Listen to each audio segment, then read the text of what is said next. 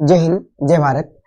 आज हम आपको बताने वाले हैं कि जो वर्ड है पर्सन, उसे हम क्यों यूज करते हैं प्रोनाउन के केस में। First person, second person, third person, तीनों के तीनों प्रोनाउन ही है। बट ये जो पर्सन हम लगाते हैं, ये चीज क्या बताता है हमें, ये हम आज आपको समझाने वाले हैं। जैसे आप जानते हो फर्स्ट पर्सन में केवल आई और वी है ना, ये दो प्रोनाउन होते हैं, इनके अलग अलग केस बन जाते हैं। जैसे positive case, positive adjective, positive pronoun, subjective, objective, सारे केस बनते रहते हैं। लेकिन मुख्य रूप से आपके दो प्रोनाउन हो गए फर्स्ट पर्सन में। सेकंड पर्सन में आपका आता है बस यू, केवल यू आता है, इसके अलग अलग केस हम बना सकते हैं। थर्ड पर्सन में आपका आता है ही, सी, इट और दे। तो ये चार प्रोनाउन आपके आते हैं थर्ड पर्सन में। तो आखिर कभी कभी हम ये सोचते हैं कि थर्ड पर्सन का मतलब प्लूरल हो गया, सेकंड पर्सन का मतलब भी प्लूरल हो गया और फर्स्ट पर्सन का मतलब सिंगुलर हो गया। लेकिन जब फर्स्ट पर्सन का प्रोनाउन सामने आता है आई और वी, तब हमें पता चलता है कि ये तो प्लूरल के रूप में है।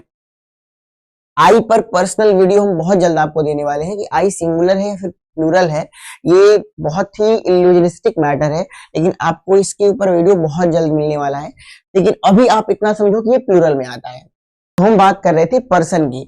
जैसे मान लो आपसे किसी ने कहा कि आई फर्स्ट पर्सन प्रोनाउन है ना, आई फर्स्ट पर्सन प्रोनाउन है, चाहे चलो लिख लेते हैं वी भी फर्स्ट पर्सन प्रोनाउन है, तो दोनों फर्स्ट पर्सन में आते हैं।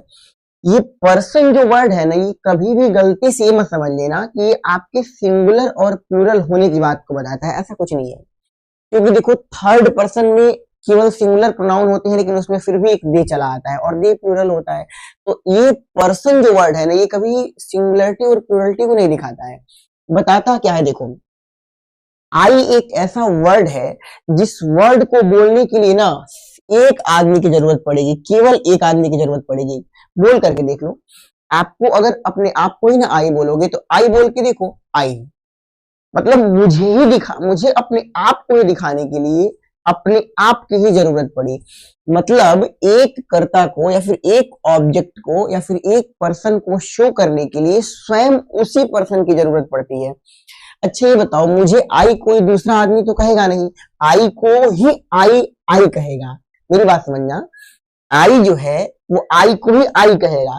तो कुल मिलाकर के इस आई को डिनोट करने के लिए एक आदमी की जरूरत पड़ती है, एक ही आदमी की ही जरूरत पड़ती है, इसलिए इसे फर्स्ट पर्सन कहते हैं।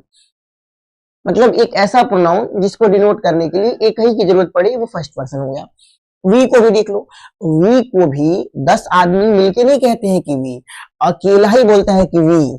जैसे मान लो एक ग्रुप में 4, 5, 10 लोग हैं, तो सब मिलके वी नहीं बोलते हैं, उसमें से कोई एक रहेगा जो वी बोल देगा। कभी कभी हम अकेले को भी वी बोल देते हैं, है ना, हम जा रहे हैं ऐसे भी हम बोल देते हैं। तो वी को भी बोलने के लिए ज्यादा लोगों की जरूरत नहीं पड़ती है। अकेला आदमी भी अगर हो ना, तो पूरे ग्रुप के लिए वी वर्ड यूज कर सकता है अकेले, मतलब वो अपने मुंह से अकेले यूज कर सकता है। तो वी के लिए भी अगर देखा जाए तो एक आदमी की जरूरत पड़ती है, इसलिए इसे फर्स्ट पर्सन कहते हैं। अब इस मैटर को चेक कर लेते हैं सेकेंड पर्सन पे। तो देखो सेकेंड पर्सन में एक ही प्रोनाउन होता है और वो है आपका यू। तो देखो यू को बोलने के लिए एक आदमी बोलेगा और सामने वाले को बोलेगा। जैसे हमारे सामने मान लो आप खड़े हो, तो हम बोलेंगे आप, या फिर आप हमको बोलोगे आप। तो यू सामने वाला बोलेगा यू और फिर उसके सामने वाला उसको बोलेगा यू। तो यू शब्द बोलने के लिए कम से कम 2 आदमी की जरूरत पड़ जाती है, इसलिए यू को सेकंड पर्सन प्रोनाउन कहते हैं। ऐसे देखो थर्ड पर्सन में देखते हैं ये सही उतरता है कि नहीं उतरता है। तो देखो जैसे मान लो हमने कह दिया यहाँ पर ही, सिंपल सी बात है, ही जो है वो थर्ड पर्सन प्रोनाउन है।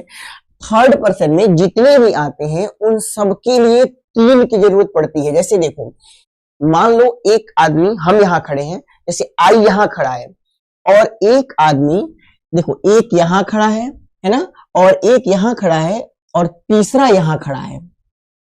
ध्यान से समझना इस बात को। तो ये आदमी इससे बोलेगा, मतलब ये आदमी जो है, ए इसको मान लो, बी इसको मान लो और सी हम इसको मान लेते हैं। तो ए बी से कहेगा कि वो देखो सी खड़ा है, और सी को हम क्या बोलेंगे, ही बोलेंगे, क्योंकि सिंगुलर है। तो एक आदमी दूसरे आदमी को दिखा के तीसरे आदमी को बोलता है, तो यहाँ पर 3 आदमी की जरूरत पड़ती है। इसे मान लो मुझे कहना हो कि वह जा रहा है, तो हमारे आंखों के सामने एक आदमी खड़ा है और एक आदमी हमारी आंखों के सामने इधर जा रहा है। तो सिंपल सी बात सोचो कि जो जा रहा है उसको हम ये नहीं बोलेंगे कि वह जा रहा है। आखिर ये बात हम किससे बोलेंगे? उस आदमी को डायरेक्ट बोलेंगे तो वो तो ये हो जाएगा, लेकिन उस आदमी के लिए दूसरे से बोलेंगे तो वो थर्ड पर्सन बन जाएगा। यानी मैं फर्स्ट पर्सन सेकंड पर्सन से कह रहा हूं कि थर्ड पर्सन जा रहा है, यानी मैं कह रहा हूं उससे कि वह जा रहा है। इस मैटर में अगर चेक करोगे तो थर्ड पर्सन में पूरी पूरी 3 आदमी की जरूरत पड़ती है। सी के लिए भी देख लो, इट के लिए भी देख लो और दे के लिए भी देख लो। तो इस तरीके से हम पर्सन वर्ड का यूज करते हैं। तो बस सिंपल सी बात याद रखना कि थर्ड पर्सन को डिनोट करने के लिए 3 की जरूरत पड़ती है, इसलिए वो थर्ड पर्सन हो गया। सेकंड पर्सन के लिए 2 की और फर्स्ट पर्सन के लिए 1 की। तो ऐसे हमने समझ लिया कि पर्सन वर्ड का यूज क्यों करते हैं। आज के लिए इतना ही। जय हिंद, जय भारत।